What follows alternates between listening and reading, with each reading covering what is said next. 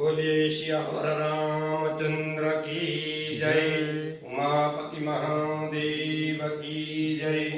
पवन सुत हनुमान की जय। श्री राम जय जय राम। श्री राम जय जय राम। श्री राम जय जय राम। श्री राम जय जय राम। श्री राम जय जय राम।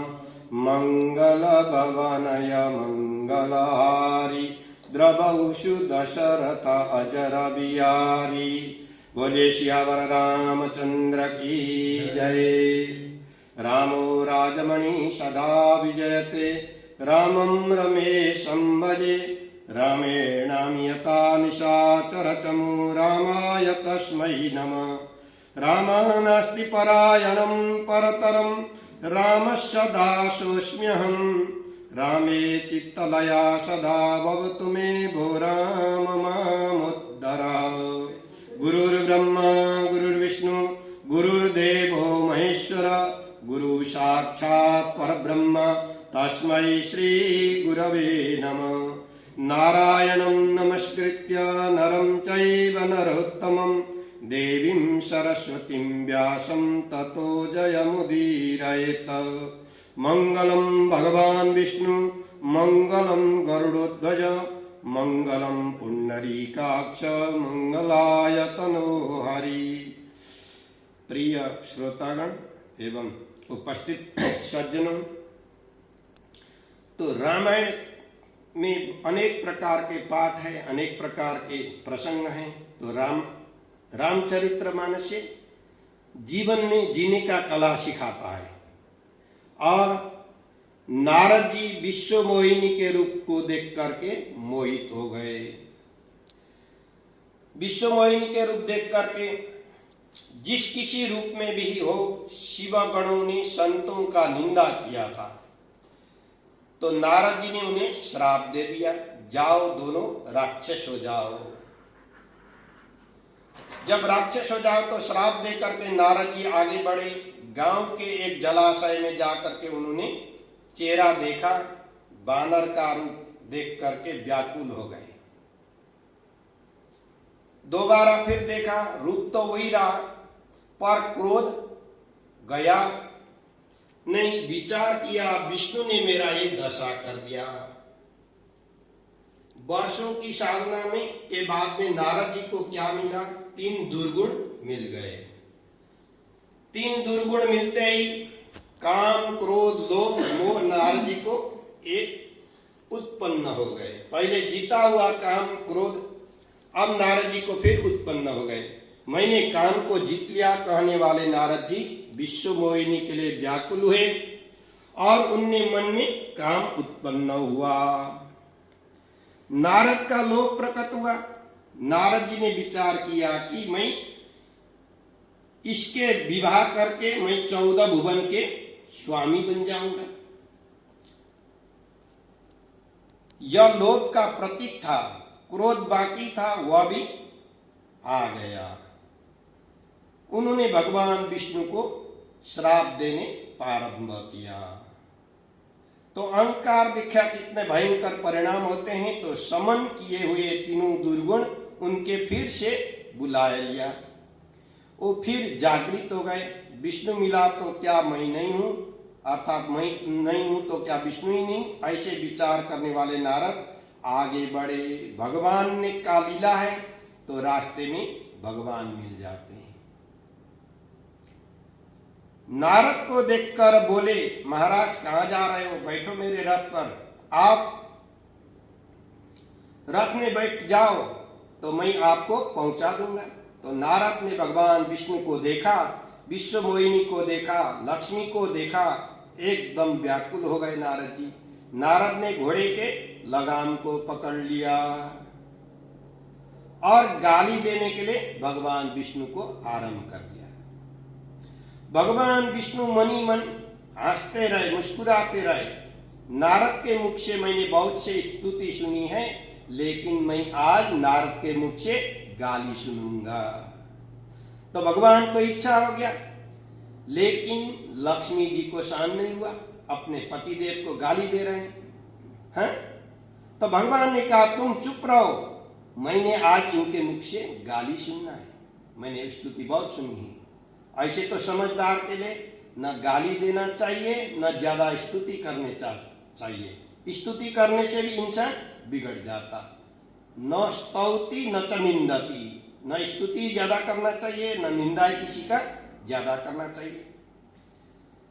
इसके मुख से व्याकुल स्तुति सुनी है और गाली सुनने की इच्छा है, तो मैं आज अवसर प्राप्त हुआ, मैं गाली सुनता हूं। खूब गाली बककर नारद ने 3 श्राप भगवान विष्णु को दे दिया। देखिए क्या क्या श्राप देते हैं। जो शरीर धारण करके तुमने मुझे ठगा, तुम्हें वही शरीर धारण करना पड़ेगा। तो किसके शरीर धारण करके ठगा था भगवान विष्णु ने? मानव का शरीर। मानव के शरीर धारण करके भगवान विष्णु ने नारद को ठगा। एक बार तुमने पृथ्वी पर मानव के रूप में जन्म लेना पड़ेगा। भगवान विष्णु तो निराकार रूप है और साकार में भी है, लेकिन व्यापक है। व्यापक होते हुए भी नारद जी ने इनको गाली दिया। जन्म लेना पड़ेगा, तो मानव के रूप में भगवान राम के अवतार हुआ इस धरती पर। और दूसरा गाली देखिए, तुमने मुझे बानर के आकृति दी, आज जाओ तुम ही बानर सहायता करेंगे, है ना। लंका में पुल बानरों ने बनाया है, सेतु बानर ने बनाया है। वो जो बानर कौन थे? स्वर्ग में जो अलौकिक भोग आदि भोगते थे। भगवान ने कहा आज तक तुम लोग ने भोग भोगा है, चलो बानर के रूप लेकर के धरती में जाकर के सेवा करो भगवान के। तो आकर के बानर के आकृति बना करके उन्होंने भगवान विष्णु का सेवा किया। तो तीसरा, विश्व मोहिनी के वियोग में तुमने मुझे तड़पाया। इसको प्राप्त करने चाहते थे नारद जी, लेकिन नारद जी के उससे बिगड़ने से पहले भगवान ने उनके क्या बना दिया? बंदर बना दिया। सुंदर के जगह में बंदर बना दिया। तुमने तुमने मुझे तड़पाया है विश्व मोहिनी के रूप में, तुम भी पत्नी के वियोग में तड़प जाओगे। इसीलिए जब जिस समय रावण सीता का हरण करता है, उस समय भगवान राम विलाप करते हैं। बोलिए सियावर रामचंद्र की जय। तो भगवान विष्णु के श्रापों को अंगीकार किया।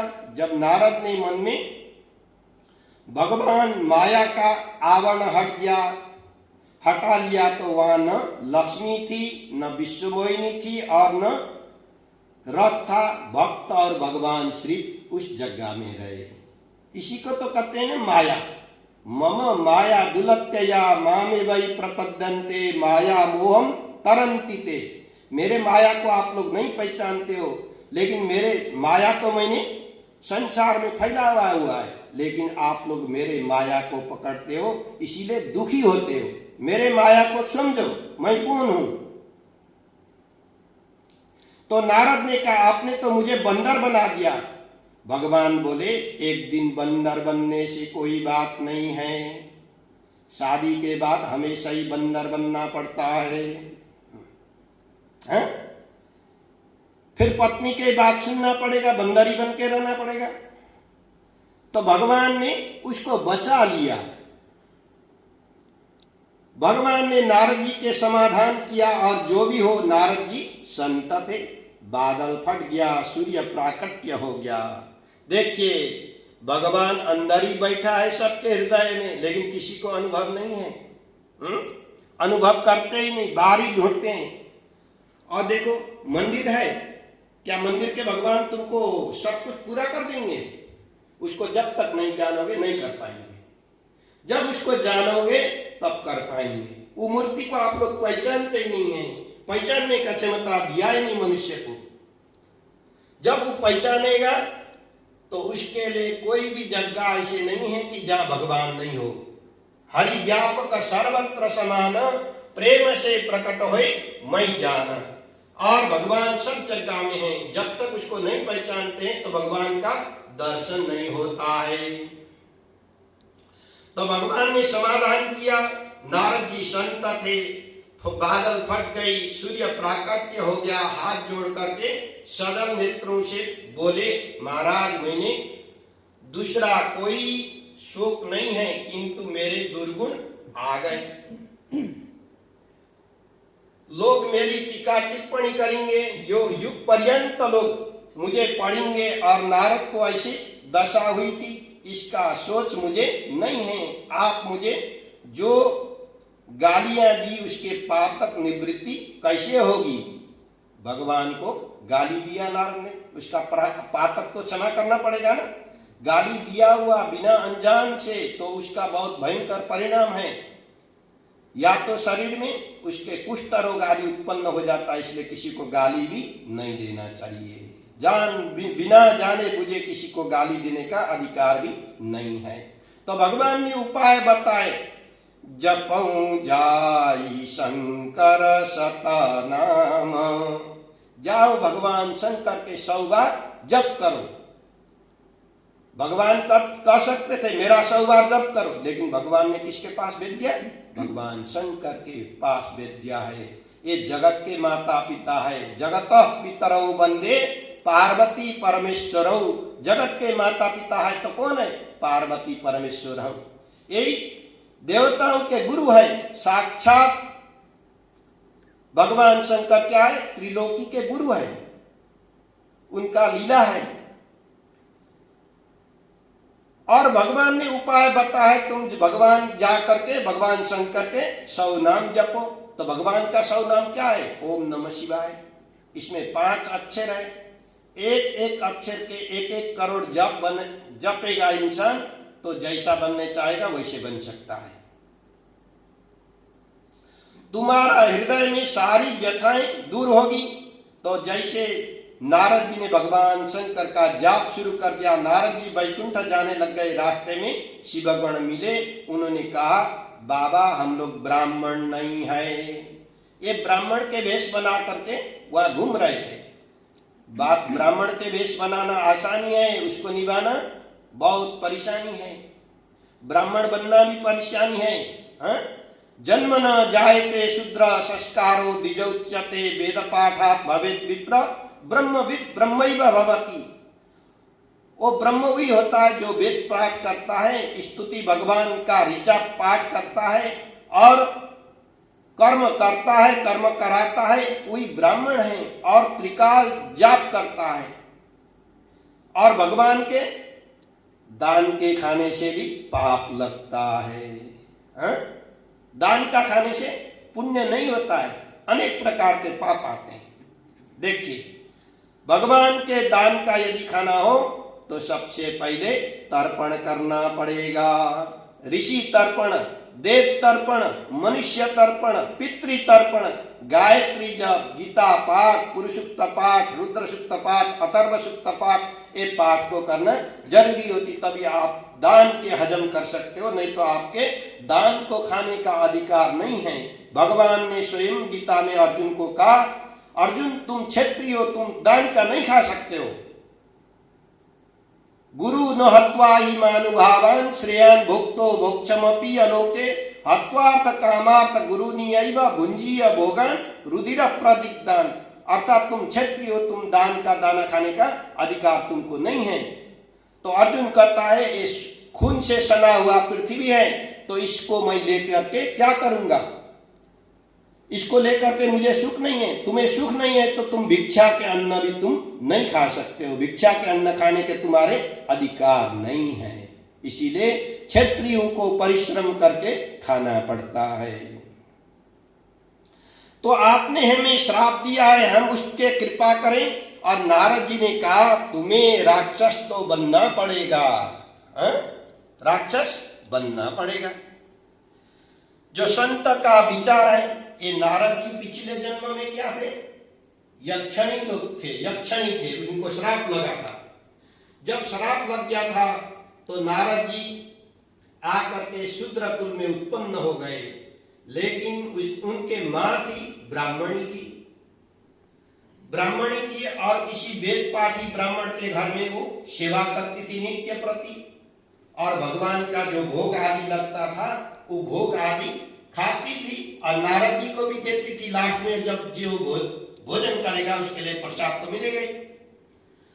तो दूसरे जन्म में नारद जी धीरे धीरे धीरे देवर्षि बन गए। ब्रह्मर्षि भी बहुत है, राजर्षि भी बहुत है, लेकिन देवर्षि तो केवल नारद जी है।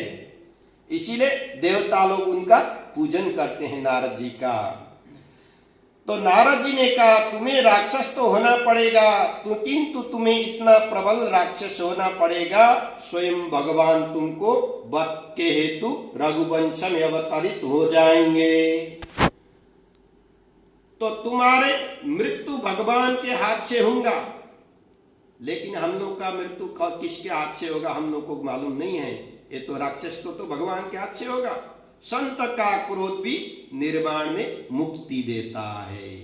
तो नारद जी ने उस पर कृपा की, शिवगण चले गए, नारद जी वैकुंठ चले गए। भगवान के शिव का 100 नाम जप करते करते नारद जी अपने पाप से मुक्त हो गए।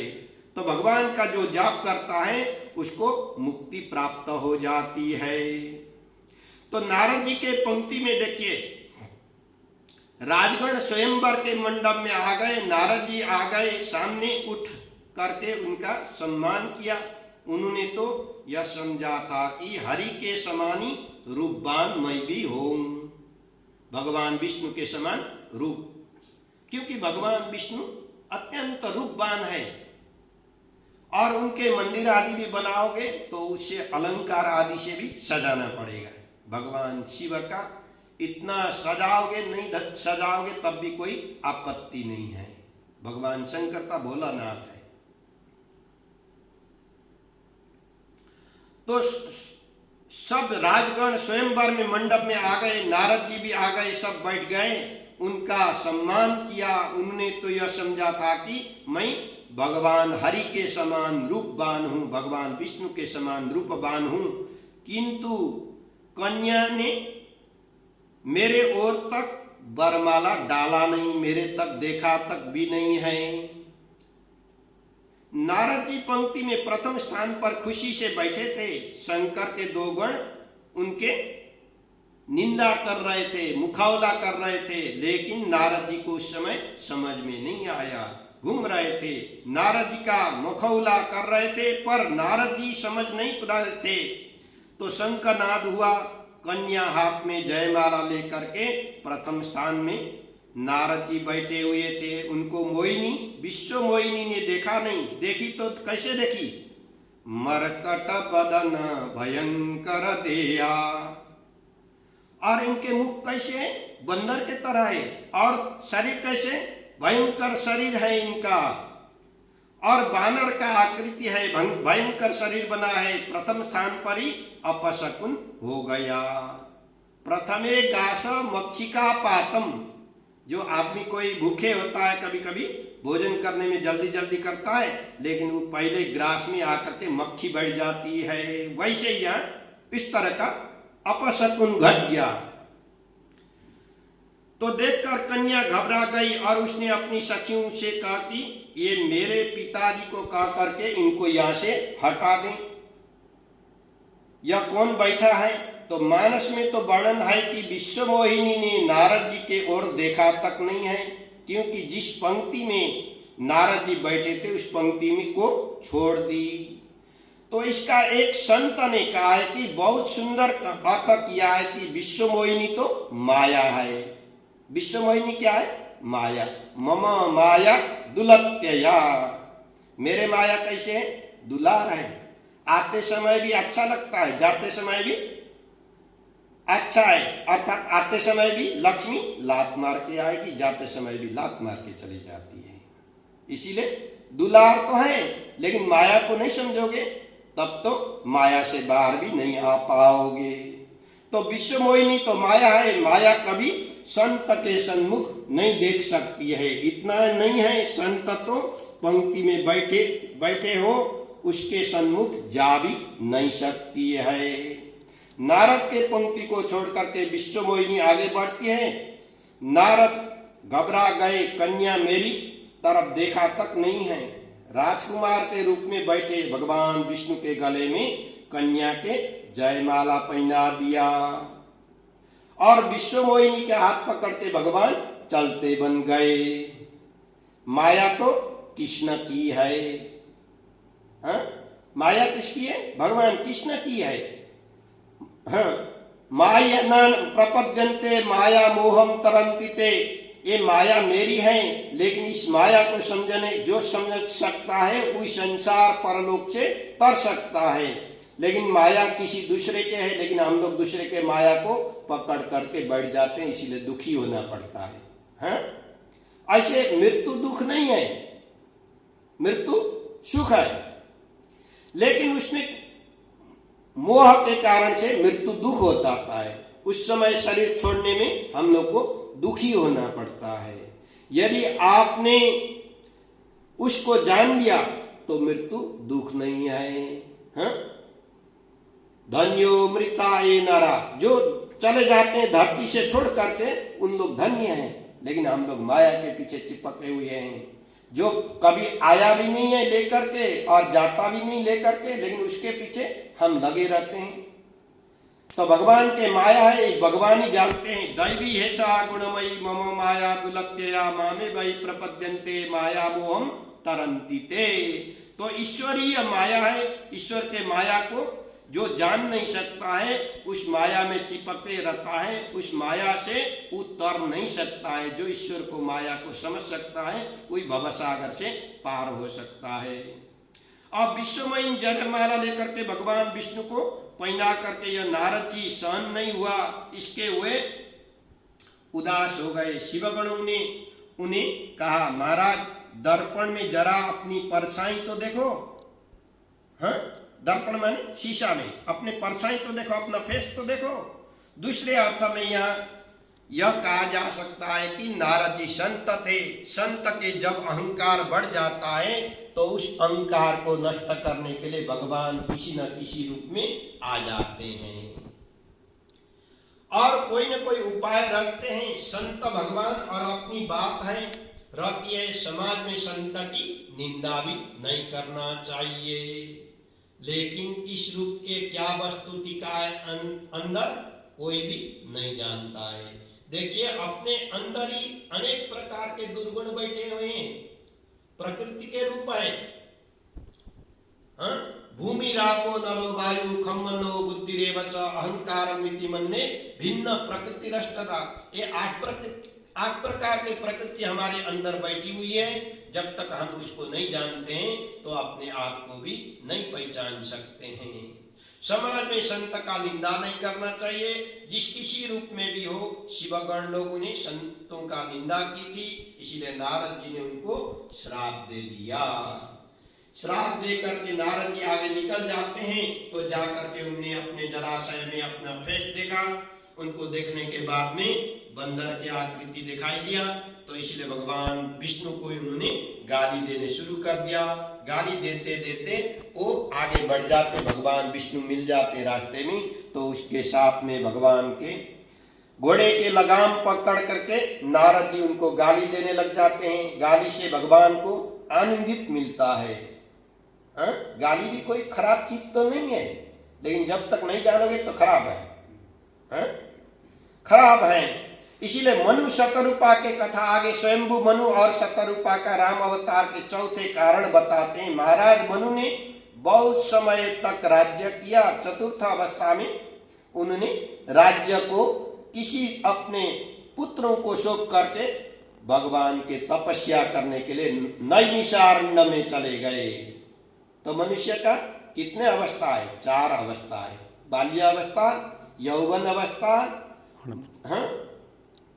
वृद्धावस्था और लास्ट वाला एक संन्यास अवस्था है, वानप्रस्थी, जिसको कहते हैं वन में जा करके रहना है। तो आप लोग ने बाल कांड का कथा सुना है और उसके बाद में अयोध्या कांड आ जाता है।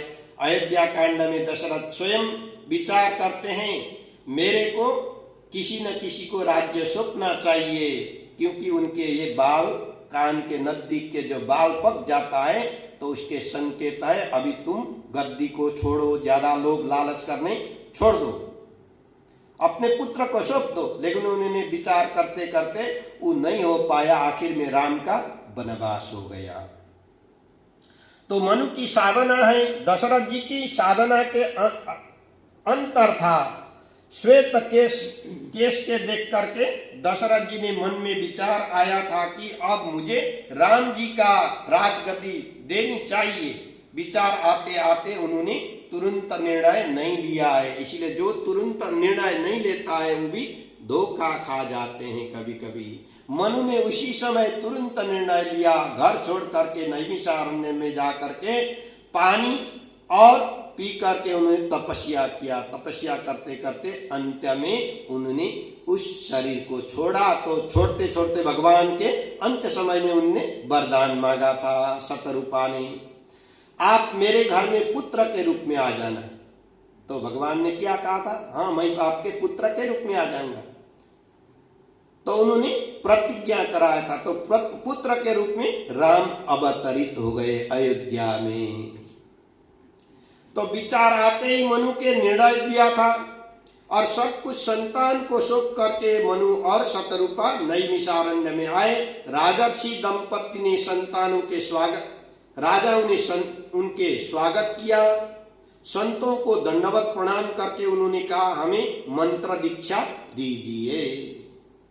हाँ, तो मंत्र क्या चीज है? मन को कंट्रोल करने वाला वस्तु को मंत्र कहते हैं। मननम मंत्र, अर्थात कोई भी मंत्र ध्यान से करता है तो मंत्राधीनस्तु देवता ते मंत्रा ब्राह्मणाधीनस तस्मात् ब्राह्मण देवता। इसलिए मंत्र के अधीन तो भगवान है, भगवान के अधीन मंत्र नहीं है। इसलिए मंत्र के अधीन भगवान है। उसी मंत्र से आप भगवान को जगा सकते हो, न कि भगवान से मंत्र जगा सकते हो। तो मनु शतरूपा ने ओम नमो भगवते वासुदेवाय ये 12 अक्षर का मंत्र जाप आरंभ किया। दीक्षा मिली। पति पत्नी अत्यंत भावपूर्ण मंत्र का जप करते रहे। नियत वर्षों तक कंद मूल आदि फल आहार किया और इसके बाद में कंद मूल आहार भी छोड़ दिया, स्वयं ही छूट गए। जबकि बढ़ाया और भजन को बढ़ाया जब ओजन को घट जाता है। इंसान जो भगवान के भजन करता है तो जब ज्यादा बढ़ने लग जाता है तो शरीर घटने लग जाता है धीरे धीरे। तो इसको मान लो कि अब ये भगवान का भक्त है, ये भक्ति कर रहा है, तब मालूम हो जाता है। तो साधक के जीवन में एक नियम है कि जिसका भजन बढ़ेगा उसकी 2 वस्तुएं घटेगी, एक वजन घटेगा, दूसरी निंद्रा।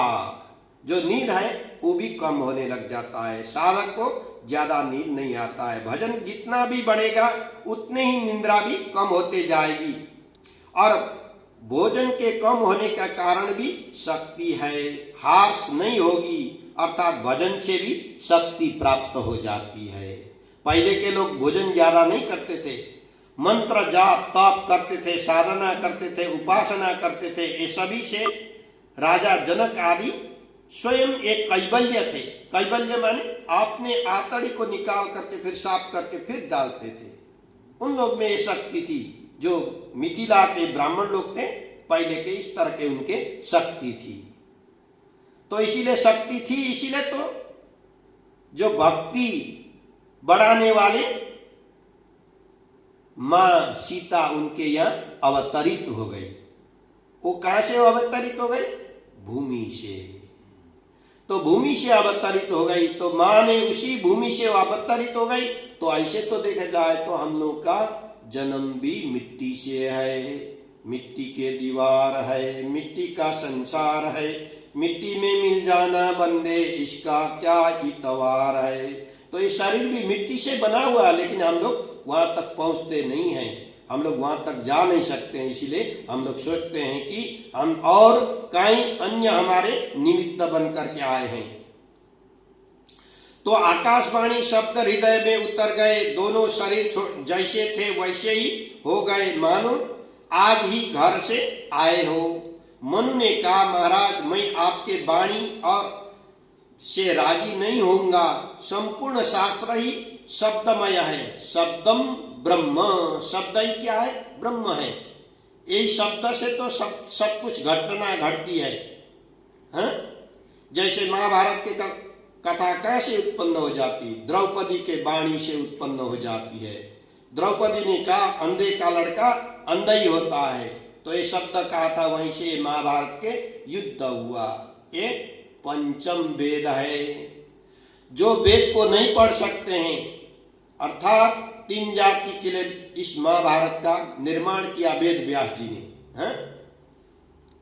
शूद्र और स्त्री और वैश्यों के इसका निर्माण किया। स्त्रियो वैश्य तथा शूद्रस्तेपि यन्ति पराम गति, और इनके पाठ करेगा, सुनेगा, इसका चिंतन करेगा तो पराम गति भगवान के शरण में वो भी चले जाएगा। शब्द से ही तो मुक्ति हो जाती है, और शब्द को रट रट के मुक्ति पा जाते हैं। पद राजीव बरनी न जाई, मुनि मन साधन बसई जिन माही, वाम भाग शोभति अनुकूला, आदि शक्ति छवि निधि जन मूला। तो इस तरह से भगवान के पार्श्व में आदि शक्ति सीता जी बैठी हैं। सीता जी का दिव्य दर्शन करते हुए मनु शतरूपा खड़े हो गए। जब मनु शतरूपा खड़े हो गए तो नैमिषारण्य का एक एक रजकण पवित्र हो गया। मनु बोला नहीं पाते हैं, और भगवान बार बार पूछते हैं, मांगो जो वर मांगना है आप मांग सकते हो। महाराज, कल्प वृक्ष के नीचे पहुंचने के बाद में क्या वर मांगना है? आदमी को क्या रहता है, जब भगवान के पास में पहुंच जाता है, अर्थात कल्प वृक्ष के नीचे चले जाता है, तो वहां कुछ मांगने का रहता नहीं है, कुछ सोता ही मिल जाता है। तो कुछ भी हो नहीं जाता नहीं, पर हम संसारी मनुष्य है, हमारी एक इच्छा है। क्या इच्छा है? मुझे हम दंपति दूसरे जन्म में ग्रहण करें, हम लोग दोनों ही इसी दंपति के रूप में फिर भी इस धरती में आ जाएं। ऐसे ही होगा। और प्रभु अविवेक के लिए क्षमा करें, दूसरे जन्म में जब हम पति पत्नी होंगे तो आपके जैसे पुत्र हमें जन्म ले, आपके जैसे पुत्र जन्म ले। तथास्तु का भगवान ने कहा तो कह तो दिया, पर पीछे से विचार में पड़ गए, मेरा ऐसा मैं कहां से खोजूंगा, कहां से लाऊंगा। मनु मेरा वचन है कि पुत्र रूप में मैं ही तुम्हारे यहाँ अवतार ग्रहण करूंगा। और मनु नाचने लग गए। तो भगवान ने कहा मैं आपके घर में पुत्र रूप में मैं स्वयं आ जाऊंगा। तो भगवान ने शतरूपा से पूछा तुम कुछ मांगना है? शतरूपा ने कहा महाराज मुझे दूसरा कुछ नहीं मांगना है, एक बात खुलासा करना चाहती हूँ। हमारे पुत्र रूप में आपने अवतार ग्रहण करने के लिए जो स्वीकृति दी है वह कामय रहेगी या नहीं, अर्थात जो सच रहेगा या मिथ्या होगा। भगवान बोले मां मेरा वचन कभी भी मिथ्या नहीं होता है, झूठ नहीं होता है, मैंने कह दिया ना। तो इसीलिए देखो मैंने आज से ही आपको मां कहने शुरू कर दिया। हाँ? मातृदेवो भवः, पितृदेवो भवः, आचार्य देवो भवः, अतिथि देवो भवः। ये देवता है। तो सबसे पहले शास्त्र में किसका नाम है? माता का है। पुत्र के लिए, संतान के लिए सबसे बड़ी कौन है? माँ है। फिर पिता है, फिर उसके बाद में आचार्य है, फिर उसके बाद में अतिथि है। अतिथि माने आजकल तो अतिथि होता भी नहीं है, सब फोन करके आ जाते हैं, टेक्स्ट कर देते पहले ही। इसीलिए अतिथि माने न थिति इति अतिथि, अर्थात कोई टाइम टेबल नहीं है, वो अचानक आए तो उसकी का नाम है अतिथि है। लेकिन आजकल ऐसे आए तो लोग क्या करेंगे? डंडे लेके भगाएंगे, ऐसे करेंगे। तो भगवान बोले मां मेरा वचन कभी भी मिथ्या नहीं होता, इसलिए मैंने देखो आज ही से आपसे मां कहने आरंभ कर दिया। तो भक्ति कितनी ऊंची कोटि की है। जब भक्ति करता है इंसान तो भगवान को पहचान लेता है। यदि भक्ति वही करता है जो भगवान को पहचान सकता है, लेकिन ऐसे दिखावटी भक्ति फिर नहीं हो सकती। जैसे सीता का रूप बनाया तो सती ने सीता का रूप बना करके राम की परीक्षा करने चली गई थी। तो वहां क्या था? दिखावटी भक्ति थी। दिखावटी भक्ति कभी बोल नहीं सकती।